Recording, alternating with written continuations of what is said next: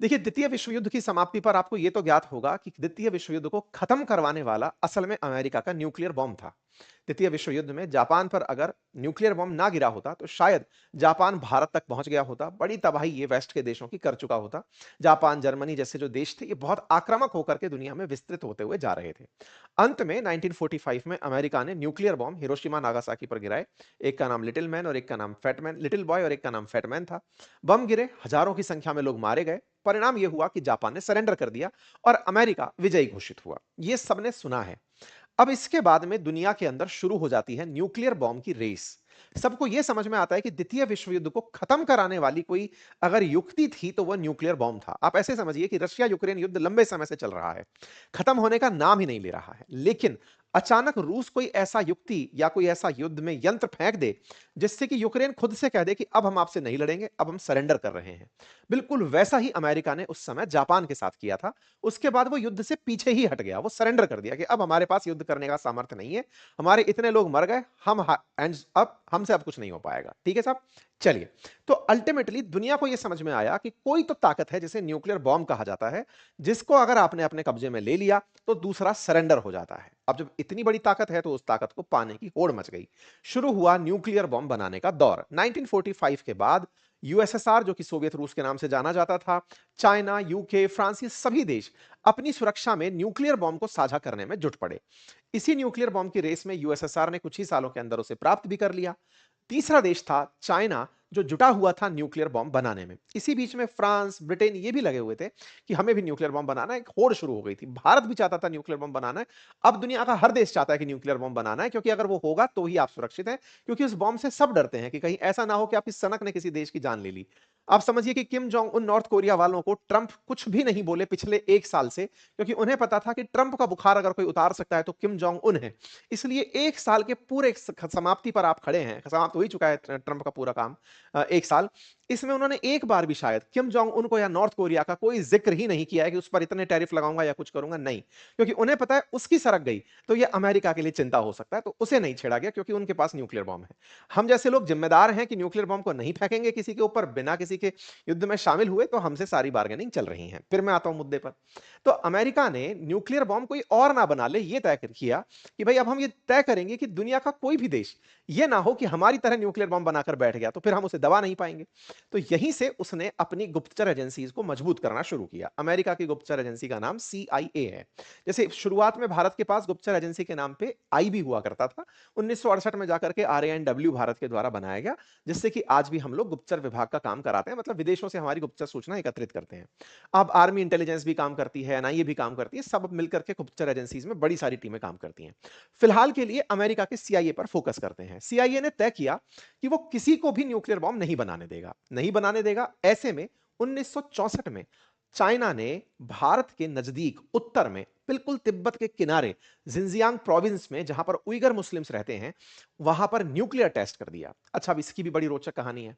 भारत और चीन 1962 में युद्ध करके चुके ही थे। 1947 में जब भारत आजाद हुआ, साथ साथ चाइना भी, उस समय दोनों ने तय किया कि अब हम हिंदी चीनी भाई भाई रहेंगे। हमारा बड़ा विश्वास था चीनी लोगों पर कि हमारे जैसे ही हैं, हमारी तरह ही आजाद हुए हैं, अंग्रेजों से पीड़ित थे। अब हम सब लोग मिलकर के ग्रो करेंगे। भारत इस सोच के साथ आगे बढ़ रहा था। तत्कालीन पीएम ने बकायदा इसके लिए पंचशील समझौते जैसे किए हुए थे कि नहीं, हम सब लोग मिलकर आगे बढ़ेंगे, कोई दिक्कत नहीं है। लेकिन चीनियों ने हमारे साथ धोखा किया और 1962 का युद्ध, जिसमें भारत ने अपना एक बड़ा हिस्सा चीन के हाथों गवा दिया। भारत उसके बाद में चीन के प्रति एक नेचुरल नफरत डेवलप कर चुका था कि यार तुम तो बड़े धोखेबाज आदमी निकले। दोस्त कहे थे हम, मित्र कहे थे, भाई कहे थे, तुम पीठ में छुरा घोंप दिए। भारत के अंदर जब यह भाव था, उसी समय पर 1964 में चीन जिंजियांग प्रोविंस में अपना न्यूक्लियर बॉम्ब टेस्ट कर देता है। अमेरिकी इस बात से बेचैन हो उठते हैं कि भाई इतना तेजी से हमारे पीछे कौन आ रहा है जिसने अपना न्यूक्लियर बॉम्ब टेस्ट कर दिया है। अब इसको कैसे रोका जाए और इसके न्यूक्लियर बॉम्ब में कितनी ताकत है, यह कैसे जांचा जाए। तो अब देखो, जो जिंजियांग क्षेत्र है ना, मैं अभी मैप पर आपको दिखाता हूं, वो हमारे हिमालयाज के जस्ट दूसरी तरफ है। यानी हिमालय अगर एक पर्वत के रूप में आप जानते हैं, तो एक तरफ भारत है, तो उसके दूसरी तरफ तिब्बत है, और तिब्बत के ही किनारे जिंजियांग है। मतलब ये ऐसे समझिए कि आप हिमालय की चोटी पर बैठकर भारत को पूरा देख सकते हैं, तो दूसरी तरफ आप चाइना को पूरा देख सकते हैं। तो जिंजियांग प्रोविंस पर नजर रखने के लिए हिमालय एक मचान की भूमिका में हो सकता था कि हमें चाइना वाले क्या कर रहे हैं ये नोटिस करना है।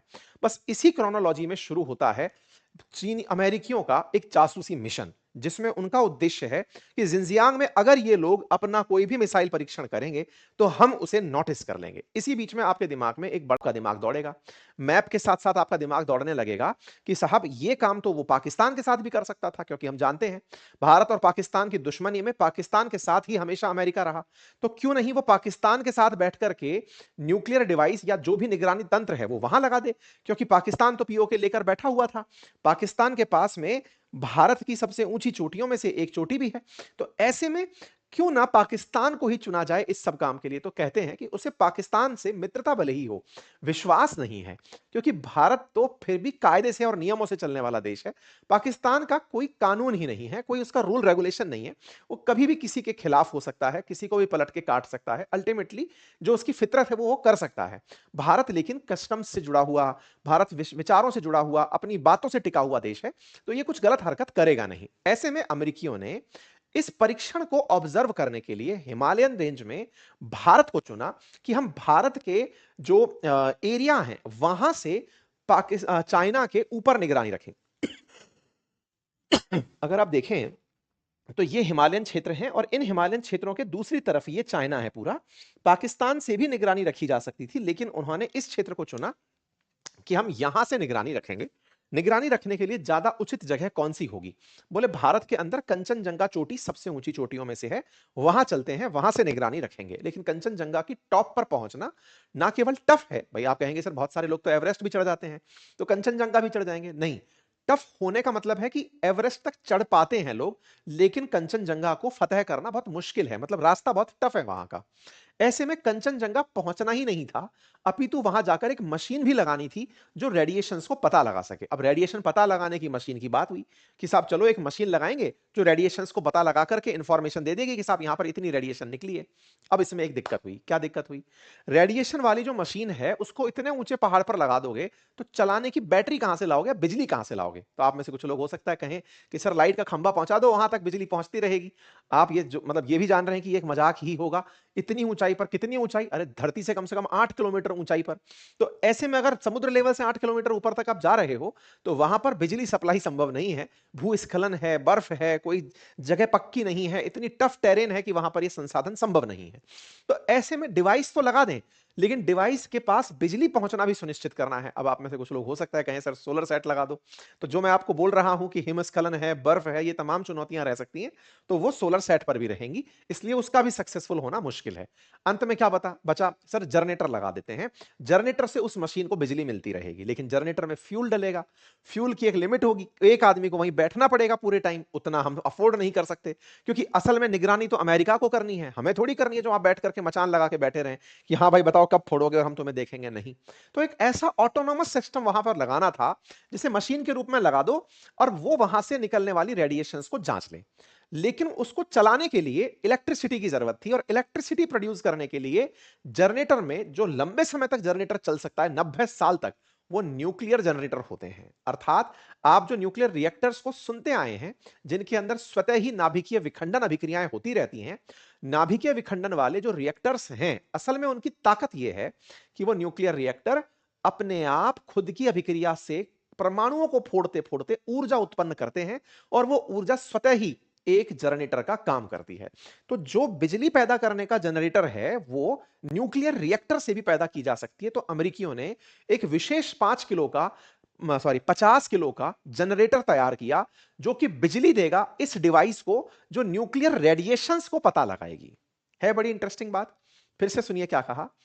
एक डिवाइस लगानी है, वो डिवाइस उस पार कोई व्यक्ति रेडिएशन छोड़ रहा है या नहीं ये जांचेगा, लेकिन इस डिवाइस में ऊर्जा आने के लिए इन्हें एक और जनरेटर की जरूरत है, और जनरेटर ऐसा हो जो कि स्वतः ही लंबे समय तक बिजली पैदा करता रहे, क्योंकि प्लूटोनियम नाम का जो नाभिकीय पदार्थ फिजाइल मटेरियल है उसकी लाइफ 90 साल तक हाफ लाइफ है। तो वो चलता रहेगा और वो अपनी बिजली से रिएक्टर के रूप में काम करता रहेगा।